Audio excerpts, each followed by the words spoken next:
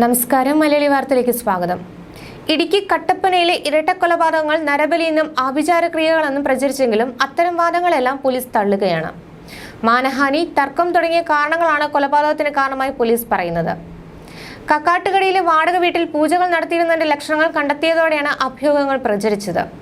മൃതദേഹം മറവു ചെയ്തിരുന്ന മുറിയിൽ മറ്റു വസ്തുക്കളൊന്നും ഉണ്ടായിരുന്നില്ലെങ്കിലും മറ്റു 2 മുറികളിൽ പൂജകൾ ചെയ്യാനായി കറുത്ത പ്ലാസ്റ്റിക് കൊണ്ട് മറച്ച് പ്രത്യേക ക്രമീകരണം ഒരുക്കിയിരുന്നു. ജനലുകളെല്ലാം പ്ലാസ്റ്റിക് ഷീറ്റ് കൊണ്ട് മറച്ചു. ഇതിൽ ഒരു മുറിയിലാണ് വിജയന്റെ ഭാര്യ സുമയും മകളും കഴിഞ്ഞിരുന്നത്. വീട്ടിൽ രാത്രി പുറത്തു നിന്നുള്ളവർ എത്താറുണ്ടായിരുന്നുവെന്ന് സമീപവാസികളുടെ മൊഴിയും മന്ത്രവാദ സൂചനകൾ നൽകുന്നതാണ്. എന്നാൽ ഈ വാദങ്ങളെല്ലാം പോലീസ് തള്ളിക്കളയുകയാണ്.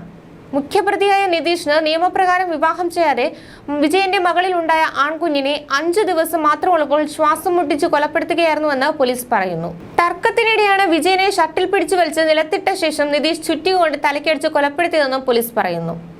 നിർണായക തെളിവുകൾ കണ്ടെത്തിയ തെളിവെടുപ്പ് 7 മണിക്കൂറോളമാണ് നീണ്ടത്.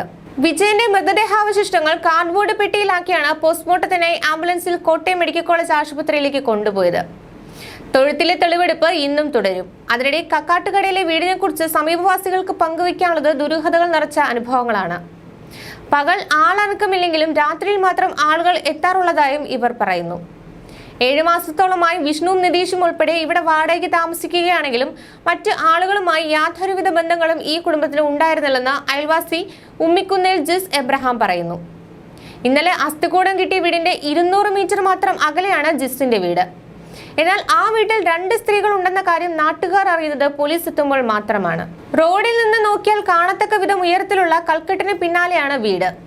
വീട്ടിലേക്ക് ശ്രദ്ധ കിട്ടാതിരിക്കാൻ ആക്രി സാധനങ്ങളെല്ലാം ചാക്കിൽ കെട്ടി വീടിന്റെ പല സ്ഥലങ്ങളിലായി വെച്ചിട്ടുണ്ട്. അടുത്തുള്ള വീട്ടിൽ നിന്ന് നോക്കിയാൽ പോലും മുൻഭാഗം കാണാനാവാത്ത രീതിയിലാണ്. രാത്രിയിലാണ് താമസക്കാർ പുറത്തിറങ്ങിയിരുന്നത്. രാത്രി സാധനങ്ങൾ വാങ്ങാൻ കടയിൽ പോകാനും മറ്റും മകൻ വിഷ്ണു ഇറങ്ങുമ്പോൾ ആരെങ്കിലും പരിചയപ്പെടാൻ ശ്രമിച്ചാലും ഫോണിൽ നോക്കിക്കൊണ്ട് പോവുകയാണ് പതിവ്. മോഹൻലാലിന്റെ ദൃശ്യം, ബിജു മേനോന്റെ ആർക്കറിയാം തുടങ്ങിയ സിനിമകളിൽ മാത്രം കണ്ട സംഭവങ്ങൾ തൊട്ടടുത്ത വീട്ടിൽ നടന്നതിന്റെ ഞെട്ടലിലും ഭയത്തിലുമാണ് സമീപവാസികൾ. മൃതദേഹങ്ങൾ കെട്ടിടത്തിനുള്ളിൽ കുഴിച്ചിട്ട ശേഷം മുകളിൽ സിമന്റ് ഉറപ്പിച്ചു വയ്ക്കുന്ന രംഗങ്ങൾ ഈ 2 സിനിമകളിലുമുണ്ട്. വിജയനെ ചുറ്റിക കൊണ്ട് തലക്കടിച്ച് കൊലപ്പെടുത്തിയ ശേഷം വീടിനുള്ളിൽ മറവു ചെയ്യാൻ പ്രതി ഉൾപ്പെടെയുള്ളവർ 1.5 ദിവസം എടുത്തതായാണ് കുഴിയെടുത്തതെന്നും പോലീസ് നിഗമനം. തുടർന്ന് മൃതദേഹം കാർഡ്ബോർഡ് പെട്ടിയിലാക്കി അതിനു മുകളിൽ പാക്കിംഗ് ടേപ്പ് ഒട്ടിച്ചാണ് കുഴിക്കുള്ളിൽ ഇറക്കിയതെന്നും കരുതുന്നു. മൃതദേഹം കണ്ടെത്തിയപ്പോൾ പെട്ടി അഴുകി നശിച്ചിരുന്നെങ്കിലും ടേപ്പ് കണ്ടെത്തിയതായി സ്ഥലത്തുണ്ടായിരുന്ന കാഞ്ചിയാർ പഞ്ചായത്ത് പ്രസിഡന്റ് സുരേഷ് കുഴിക്കാട്ട് പറഞ്ഞു. ആദ്യം വസ്ത്രത്തിന്റെ ഭാഗങ്ങളും മറ്റുമാണ് കുഴിയിൽ നിന്ന് കണ്ടെത്തിയത്. പാന്റും ഷർട്ടും ബെൽറ്റും കുഴിയിൽ നിന്ന് ലഭിച്ചു. ഒരു എയർ ഗണ്ണും കൊലപാതകത്തിന് ഉപയോഗിച്ച ചുറ്റികയും വീട്ടിൽ നിന്ന് കണ്ടെത്തിയിട്ടുണ്ട്. മൃതദേഹം 3ആയി ഒടിച്ചു മടക്കി ഇരുത്തിയ നിലയിലാണ് കുഴിച്ചിട്ടത്. ന്യൂസ് ഡെസ്ക്, മലയാളി വാർത്ത.